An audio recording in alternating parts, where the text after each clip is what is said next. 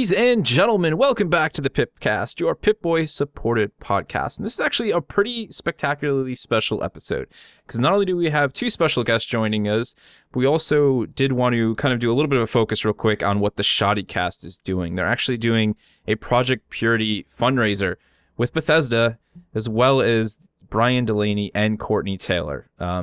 We're going to have a link for it down in the description below. Obviously, go ahead and check the entire thing out. But basically, it's a fundraiser to help people gain access to safe and pure water, drinking water, bathing water, cooking water. Just so crazy that a small, not really small, but a YouTube channel, a community could team up with two voice actors and an entire video game publisher and developer to do something this awesome, all based around the Project Purity, obviously Fallout 3 themed. So definitely go check that out if you feel like giving them some support or donating. Obviously, that's always a welcome thing, but just super, super awesome. Awesome to hear that they were doing that. We do have one other piece of news to talk about, too, before we get right into the special guest thing. Patch 1.3 beta went live. We did want to mention that because it's kind of a big deal. I think a lot of people want bugs and stuff to get sorted out. I know, Kato, you and McCready over there having a lot of issues. Yeah, it's a pretty incredibly lengthy bug, a lot bigger than the last one. There's a lot of quest fixes. We've got workshop fixes, new features even being put in, ambient occlusion settings. We've got new weapon debris effects for NVIDIA cards. There's just a lot of good stuff. It seems like they're really trying to get things cleaned up, hopefully for the launch of the workshop and full mod support very soon. If you guys want to check out the full beta update for yourself, go ahead and click the description. The link down in the description, you can check it all out, see everything that's ready to go. This is obviously just beta testing on PC. We'll probably see another 2 weeks before it goes live, and then probably another 2 weeks until it gets pushed to those of you guys who are playing on the console. So let's get to the fun part. I want to go ahead and introduce our guests today. We've got Alex and Julian of EvilDucky Productions, two of the guys who helped make a pretty freaking awesome guitar cover for the Fallout 4 theme. How you guys doing today? Hey, we're fun, guy. Doing well. Alex and Julian, you guys are from France. What part of France in particular?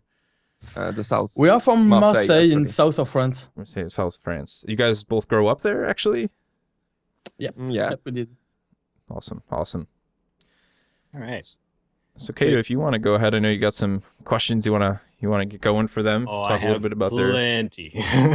Oh. Okay, so for starters, for any of you who are interested in the video, it'll likely be in the description as well for the amazing metal cover that these guys did, as well as a few others, because it's more than like, you know, it's more than three of you in this production, right? Yeah, we are like there is 5 member in EvilDucky Production. Okay. So in the Fallout videos there is only 3 of us. All right. So to start with, with just Julian and Alex, what instruments do you play? I'm one of the guitarists of EvilDucky Production. You can see me in every video except Fallout 4. Oh, were you hiding for that one? Sorry? Were you hiding? No, it's Julian and his band who did this song. It's a collaboration with Deface band, in fact. Oh, okay. Alex is preparing some new stuff actually. Oh, yeah. And let's see. We gather you have some interest in Fallout, as it's why we're here too, but we already talked about this a little bit. What made you guys want to do a cover of the Fallout 4 main theme? Actually, it's the bass player of my band, Frederick. Play a lot of on Fallout 3 and Fallout 4, and he made me listen the main theme of the game, and I was kind of, oh man, I love this theme. It's so epic, so great, and he proposed to the rest of the team to make a metal cover of this theme, and Alex agreed with it, and then we record it, mix it, and film it and post it on YouTube. Awesome. And how has it been received so far? Pretty well, actually. Yeah. A lot of good comments, a lot of good feedback, man. It's incredible. It's first time, but my band and me post something like that, and we are pretty happy with the results and how everything turned. So Awesome. So how was the process of that? Was it like for the video and the audio itself? Like was it a pretty long, like couple weeks of process or even longer? Yeah, that's why like 3 week process. We start by arranging the main theme. That's why that was the longest thing to do. Having like a solid metal arrangement for this. Mm-hmm. So then we record this, mix it, and in the end we make the video in kind of one day, and Alex prepare it for release it on YouTube. He helped us a lot on this. Yeah. I have faith that your channel will grow quickly. I very much hope so anyway. So how did you guys get started with EvilDucky Productions? I think it's a question for Alex. Actually, I created EvilDucky Production 2 years ago. And the first time, the goal was just to do some funny cover in order to train myself for writing, rearranging, and for music production. And when I saw at Lavandoton has been really well received by people, I just continued the experience by doing casually some of the song, one every 6 months. So A lot then of we Pokemon took a stuff. turning point. Yep. By collaborating with Julian for Time Change, a World of Warcraft cover song. Mm-hmm. And we just decided to develop videos in more professional way. And now we are all in the same team, and we want to make the channel grow up, and we want to release more song. Actually, Yeah, Time one every Change month. was like It's a goal. Yeah. Time Change was like the turning point of a collaboration. That's very awesome. Awesome. So, I mean, like, what was, like, out of all the stuff you guys have done, then you've done a couple video game covers now. I mean, what's your favorite? Like, if there was one that, you wish you could kind of maybe even revive and go back and you enjoyed it so much, but you wish you could do it again just to maybe do it better or make it bigger, or anything like that. You have any pieces like that? That's a good question actually, but Alex can tell more about this. I think the song I want to explore more and produce better is Lavandoton, because it's the first song I wrote, and I think it has a good potential. But we're working on remix some of the songs, so you will see in the future. Maybe there will be a little surprise about this. Awesome. Maybe. Looking forward to it then. That's really cool. You want me to keep going, Tony? Yeah, go ahead. Okay. So what inspires you musically? How did you get interested in music?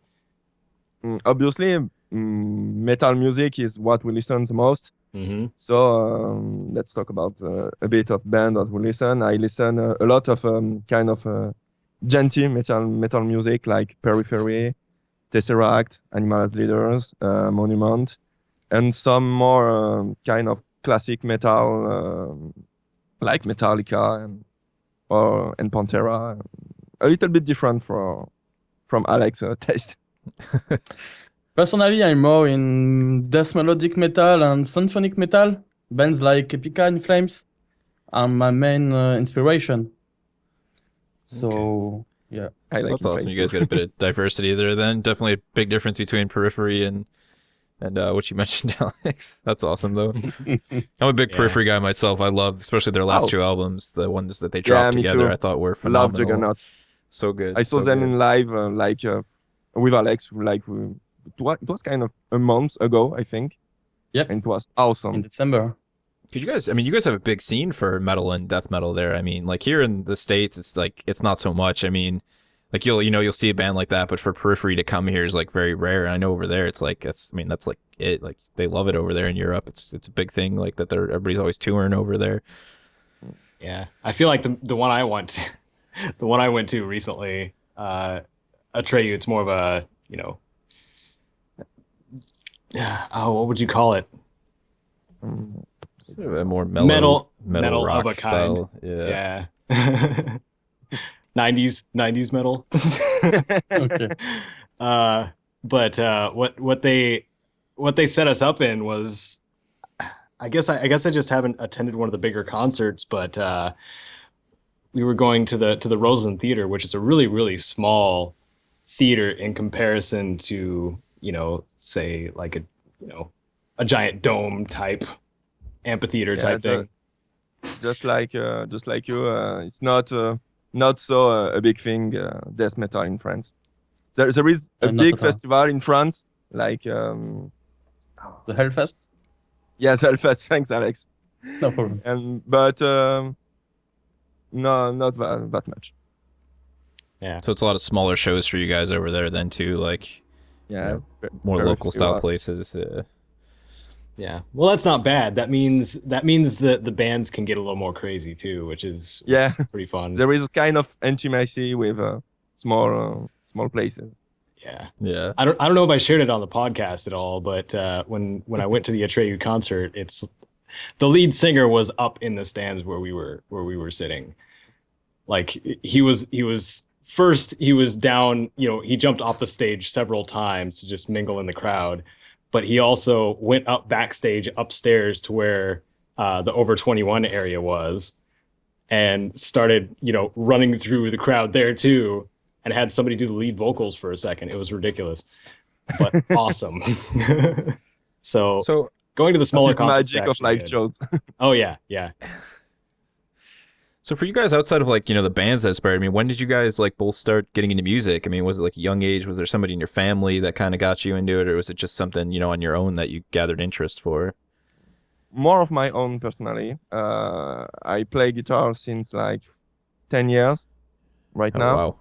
And but not I have no other musician in my family. I started by my own, just playing some rock and pop music, punk music a lot, Green Day, The Spring, that kind of stuff. And then I fell in love with metal music a little bit later. And what about you, Alex? I don't know. It's the same thing for me. There is no musician in my family. I just found an old guitar in my grandpa's house. I was like 11 years old, and I just had fun on it, playing some rock song like Green Day, and I just discovered the metal music with some band like System of a Down, Rammstein, and Oh, now wow. I'm in. Editing and voiceover That's awesome. stuff, and I enjoy that a lot more. But I can make music videos. That still holds holds in there. Having a sense of rhythm is a good thing, right? Yeah, definitely. Yeah. But so, man, I have one of the more fun questions here. Okay. If you guys are ready for it. If you ever found yourself in the wasteland, this is the post-apocalyptic wastes, would you picture yourself as a musician or something else? What would you do? I think I will build a massive guitar and I will use it like an axe or a weapon, something like that. It would be funny, or maybe build a kind of a big amp and crank the volume at the maximum and And blow play. people away. Yeah, definitely. What about you, I Alex? think it could be fun. I think I would do the same, or just don't touch music and just try to survive. I don't know. Try Should be to already a big deal. try to make your way. I mean, there's a couple in the Fallout universe that actually do end Yeah, up I making saw their that. way by being performers. So I mean, it's possible. I think I have saw one person finish the game like killing nobody, like a pacifist, total pacifist. Mhm. This is cool. Yeah. Many way to finish the game like that. Yeah, we talked about it in Fallout 4. Apparently, it's really, really hard to do in Fallout 4. Yeah. That was last PIpcast, right, Tony? Yeah, we did actually talk about that last week. The guy was And the week before, I think. he had a very in detail report on it all. It took him like over like 150 hours or something to like 2 different save attempts, I guess, and it's frustrating. Apparently, Yeah. is the way he made it sound. But the thing is, Hard. like, yeah, the thing is, like, it's way easier to do a pacifist run on Fallout New Vegas because you have all those speech checks instead. Oh, okay. Like Absolutely. you can get all the way to the end and win the game by a speech check if your speech is high enough. So that's everything actually wrong with Fallout 4 is that we can't be a bard who just plays guitar to people to put them to sleep and then steals their money and goes on their That's way. right. That's right. That'd be Where's the perfect. Bard DLC?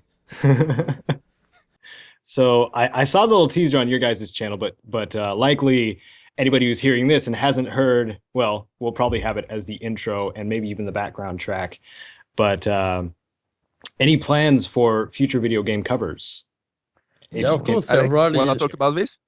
Yeah. several covers are on the way. The next to be released is The Witcher 3 Mhm. in approximately 2 weeks. So other ones are secret for the moment, but I can give you a little hint. It will be more about movie. So Okay. The main We'll goal see in the future. actually is to release a video every month to have more Yeah. more content right now because we are more stable team than last year. Awesome. Well, that's a good goal to have too. I'll be looking forward to the Witcher one. I love The Witcher 3. That game had some incredible music. That'll Yeah. be awesome to hear it on some in a metal theme. That'll be really awesome. It's yeah, another it one was that very I, interesting yeah, to work on it. yeah. We hope that we like this. Have you both played The Witcher 3? Julien no, I is haven't not played. in the Just DC Alex. demo. Oh, okay. I didn't catch all of that, but We are a lot in EvilDucky Production. A lot of musicians. yeah. Actually, just 5, but it's great kind of a rotation. So is there oh, let's see. There was something I wanted to ask about alongside of that question. Like if you could do, because it seems like you guys want to do like newer things that people know, because that's an easier way to get an audience, and an easier way to have something that people recognize, which is helpful. But if there was like a classic game or movie tune that you would ever want to do, like what would you think would be a good one you would want to do? Metal Gear Solid. Nice. I think about Bioshock. It's a game I want to cover, but these themes are very difficult, I think, to rearrange. Oh, we can try. Yeah, it would definitely A be. lot I of mean- cello and atmospheric music. Yeah, I say good luck. I mean, if you guys want to try something like that too, so I think that would be cool, because those ones are they're both Metal Gear Solid and Bioshock. There is fandoms alive and well for those. Oh, Thanks. that's yeah. I'd say give those a try if you guys are run out of the newer stuff to do.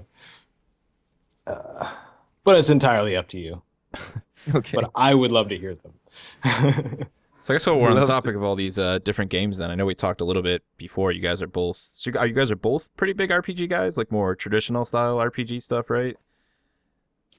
Like you mentioned Final Yeah, Fantasy. Blade. I know Julian and you guys are talking about Blade and Soul and Dark and Black Desert as well. I'm more like classical RPG, more on console than PC actually. One console.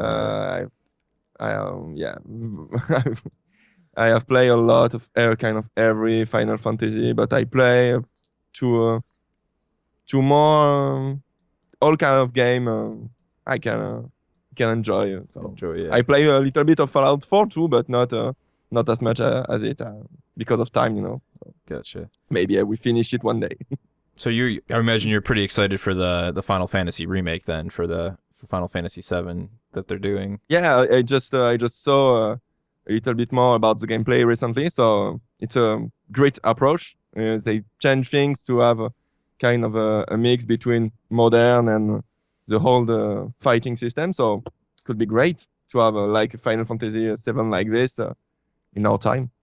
Yeah, dude, kind of you know 20 years after the first release. I very much hope that it's everything we want. Because if Square Enix screws it up, they're gonna hear about it. So, Alex, then you said you were playing Blade and Soul right now. What Yeah. kind of class are you running with? Is there one you have in specific that you've been really leveling up, or? I'm playing an assassin. I don't know if it's the same name in English, but Yeah, assassin. Yeah, that's a good. okay. I'm playing the I do assassin that too. That's much. that class is a lot of fun. Yeah, I like to play stealth classes which are to anticipate our enemy movements, and it's very cool to play. I think Yeah, I found difficult, but Yeah, exactly. I was gonna Quite say I cool. found the class to actually be fairly challenging to get the combos and stuff, and the using your decoy to cloak and all that stuff. That was a really fun class. I've really been enjoying that one. Man, Um, yeah, it's. I'm so interested in it, but I know I shouldn't ever.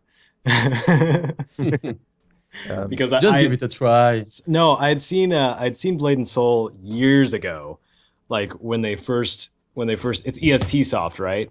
That yeah, NC put that Soft out? now is doing it in the north, anyways. or NC, okay. And Or like west. it was more than 5 years ago that I had seen like a launch trailer for it, and I was like, oh my goodness, it has a martial artist class. Oh, I want to play it. And now that I'm at the point to where I'm, on YouTube and my channel focus has become about, Bethesda / Fallout stuff, I don't have the time. I wish I did. I really wish I did. But Perhaps in the future. that's one of the things. Oh man, I wish. Alex is trying every day to make me play to a Blade and Soul. At least I mean the But- combat system is it's not super traditional. Like WoW, World of Warcraft style or anything. It is very interactive and like almost action RPG in a way. It's definitely. Yeah, It's that very part was dynamic. appealing to me because timing. It required timing, at least as far as I could tell. And Yeah, I like there's a systems like that. level of getting the timing down on your skills and trying to set things up for backstabs, at least with the assassin and stuff. But, So if we could go back then, I guess, to like we talked a little bit about your guys your history with music and how you got into it. So how about video games? I mean, when did you guys like first play your first video game? What games were you playing when you were young? Like, what got you into the games you're into now? I mean, obviously Final Fantasy for you, Julian, goes back quite some time, so I know you probably got that one on the list. But if we could go back to the older 16-bit era and stuff. I started played Final Fantasy when I was a teenager, but before this, I started replaying at the age of 5 with the I don't know how to say in English, Super Nintendo, SNES. I don't Mhm. know. Yeah, Super I was Nintendo. playing, that'd be like, right, All classic Mario's games, Street Fighter, Mr. Nuts, a lot of classical games on SNES, and then I have the Sega Genesis, playing a lot of Sonic. I was kind of a big player when I was younger, and then because of time, I play less actually. But I have a lot of console at home, like every console since the NES, and right now, yeah, I play less. Such a shame for me, but. nothing to be But ashamed I of. have played to a lot of games. Yeah, that's kind of how I was growing up. I think I was probably at the same age as you two, and it was like the regular Nintendo, the NES, and the Super Nintendo and stuff, and just all the kind of console stuff, and a lot of Mario. And then my buddy got me into like Chrono Trigger. I remember back in the days, like the PlayStation and Oh yeah, stuff. Chrono and, Trigger, yeah, nice game. and that was like my first taste of a proper Japanese RPG. Yeah, translation was a problem for us too in France. Like, especially for RPG. So it was like a difficult did you guys have to play it in Japanese there, or was it just poorly translated? Some were translated, but some not. For a French guy like us, to have an example, Final Fantasy VII is like it's like the first in French. Before I think the 6 was in English, but I'm not sure about that. So I hope I didn't say something stupid. No, not at all.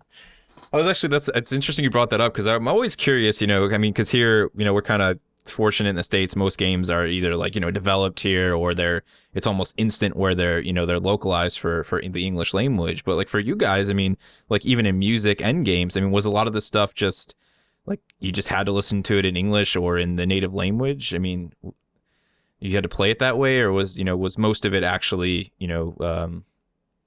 translated? It's funny you talk about that because some of players who plays to a game in English when they was like child now have very very good English, not like me and Alex, but yeah. But a big shame in France was like the translate of Final Fantasy VII was very very very bad. So, Oh, I'm so sorry. so we hope a lot for the remake, but so in the French version of the game, some sentences are still in English and some sentences are just incomprehensible. In the French version, you just can't understand what person talk about sometimes. That's rough. That's a neat idea though. The fact that you actually, like you said, you have younger kids actually. I mean, learning another language because they just had no choice other than to understand how the game was being spoken. That's Everyone want to play good games, even if it is in another language, but natural language. Yeah, I could totally. I would feel the same way. If we had a game. I mean, there was a lot of Japanese RPGs. Black Desert, for example. You were talking about that, Alex. Okay. For me, was like I played the Korean beta and stuff a little bit, and it was like you had to go on a Google page and have somebody tell you, what the words meant, so you could Okay. so you could make your character. But I wanted to play it so badly. I was like, this is worth the time. I gave it a try, but it was like unplayable. Yeah, the game was very poorly Impossible optimized. to understand this language for us. Yeah. So how about you, Alex? Then, I mean, what was your youth with gaming like? I started gaming at the age of 4 years old. I think I had my first Game Boy with game like Pokemon, Super Mario. I didn't play some Japanese RPG because I had not any PlayStation. I just had the GameCube, so I was a big Nintendo fan, and I play a lot of games like Zelda. You lose every time to Mario Kart. Yeah, Mario Kart. Mario Kart. Yeah, I think Mario Kart is almost unanimous for like people of our age group to be like, the game we played as kids. I remember many a late night Definitely. playing Mario Kart and Zelda It's a as very well. Yeah. good multiplayer game. I think it's very cool to play it with friends. It's easy to play. So Yeah, it's a very good party game. You could just get together and everybody hang out and just play, thrash each other with green and red turtle shells all day. I feel like I was out of the loop for a lot of this because a lot of my young days, I did not have access to a console, at least readily. I did go over to my friend's house once in a while, but the one I spent probably the most time on was the PlayStation 1 and then the PS2 later. Yeah, I was fortunate enough There to was be a ton of game on PlayStation 1. Yeah. The massive library. So I mean we stayed entertained. Like that's when they came out with like demo discs and stuff like that too. So we'd have like a demo of Tomba and Parappa the Rapper. I love this. And I think he had like all of the Twisted Metal games like up to date. Twisted Metal. Remember this. Every time a new one came out. So Yeah, we so had a blast. the dark side of, Mario Kart over there, Twisted Metal, basically. That's right. That's the alternative. Yeah, definitely. It was kind of I don't know. I don't know the word. You can. Yeah, it was extreme. Yeah, extreme. That's a good way to put it. Definitely. Oh man. So I actually wanted to ask you guys about have either of you played Doom as you were? Like, was Doom ever something? There is a lot of fan of Dooms in EvilDucky Production, Okay. like Flora and Fred, the other guitarist and bass player in the Face. They are massive fan of Dooms, and I love this so much. 'Cause that's all I think about. Like the new, Doom. They're coming out with like the reboot of Doom, and they have this big focus on going back to sort of the heavy metal thing. And the game itself, like the gameplay you see, they Just actually, they've got like heavy metal riffs. The music in the original Doom is really like heavy metal. I mean, the main theme, so heavy metal. Yeah, it's just that's all I could think about when I thought of you guys saying that you were really into the metal and stuff was Doom because It's really funny that you talk about Doom because I think that's one of the first things that Florent, the other guitarist in Defaced, have ever recorded with this sound card was a cover of Doom. it's a cover of Doom. Nice. That's awesome. kind of old, but I can That's find awesome.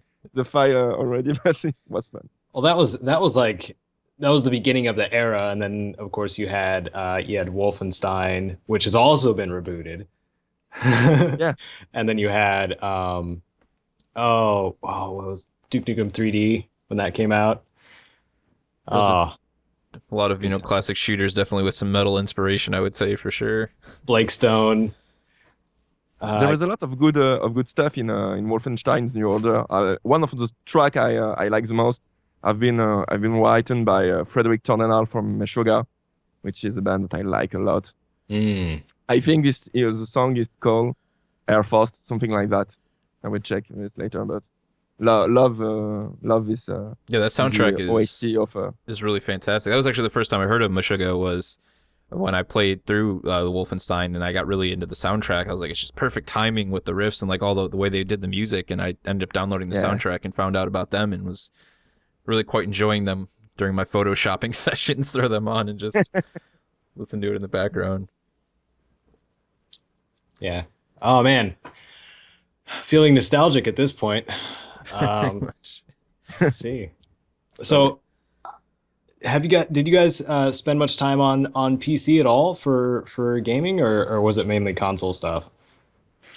I'm only playing on my PC actually. And you, Julian? I'm playing on a console, like a little bit of my on my PS4 and my Wii U, but not that much. Like I said, I play less right now, but maybe later we play more. Like I said, with the release of some new game. 2016 is incredible from gaming, so it's maybe the right time. Yeah. Well, it's gonna be. I'm hoping that it's just as good as last year for gaming, because last year we had plenty of stuff coming out, and this year we have even more. So Deus Ex, Mankind Divided, and XCOM 2 coming out soon. Looking forward to those. Yeah, it's gonna be One of which we will abuse ourselves with a lot. But I'm not sure what else to ask about. Do you guys want to share anything that you've learned over time, like through like what was your process in going from one video or cover every so many months to like one per month? What made you come to that decision? Alex, want to talk about this? Yeah, I can handle this. We want to produce more content, and now we are able to do this. Above this, I was alone, so the process took me a lot of time, and I'm a bit lazy, so I took several months for every video. But And right now you was we alone. we are several composers. Sorry. So the process is faster, and we can do this. A video every month is possible, I think. That's very Yeah, awesome. Actually, some people Yeah. are working on, for example, like on the video on February. Others are working on the video of March. So we split every time James and we use everyone abilities for doing this. Okay. That's awesome. So do you guys then you find individuals that like if you need something in particular, you like I guess outsource in one way or another, or find somebody who does something and then commission them to do something for you? We can do like everything by our own, but sometimes a great collaboration can do very great. So. Or collaboration. I was going to say that too. Because I was relating that to like the things I'm not the best at for my own stuff. Like I needed channel art, for example, and I think I mentioned this to you, Alex. Yep. That Nehred, my French artist for my channel art. I ended up asking him to do the channel art for me because he could do a much better job at creating a Vault Boy than I ever could. So sometimes it's good to find some outside help. And the first one he did for me was for free, and then of course the second one I wouldn't let him do it for me for free. So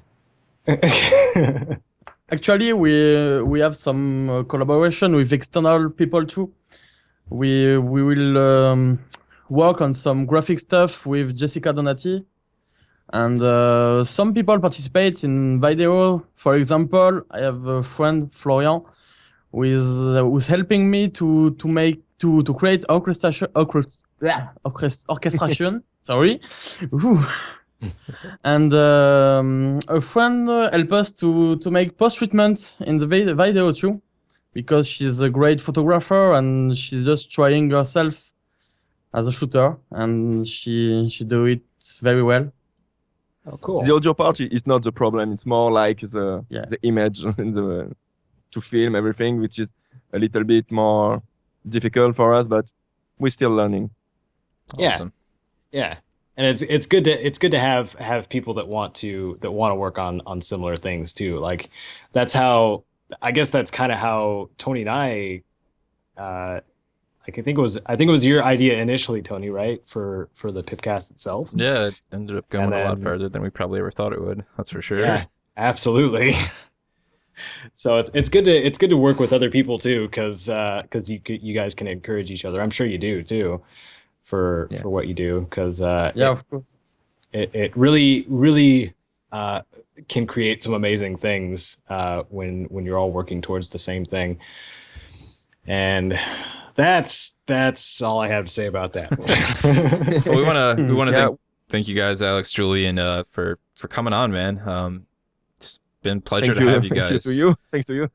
And keep killing it, man. I know I'm looking forward to, Kato's looking forward to whatever you guys do in the future. I mean, I love like video game cover stuff, and I love the the style you guys got with the metal, and just talking to you guys. I love getting to know like sort of the artist. I think it makes the music have a little bit more value than it already did. So I know everybody else will definitely agree, and they'll. If you guys are interested in checking out their follow cover as well as anything else they're doing over at EvilDucky Productions, be sure to hit the link down in the description below. It'll take you right to their channel. You can follow these guys as they continue to make some more awesome content. Thank you guys one more time for coming on the show. It's been an absolute pleasure. Yes, thank you very much. It was a pleasure for us. Thank too. you. Great to have you guys. Thanks, guys. And before we go, I wanted to mention that the were we going to do much on the What's the Buzz thing, because you kind of just did it at the beginning, huh? Yeah, we'll just we'll see you guys next week with more normal Fallout 4. All right, yeah, we'll have stuff. more stuff. Take More care. stuff to come.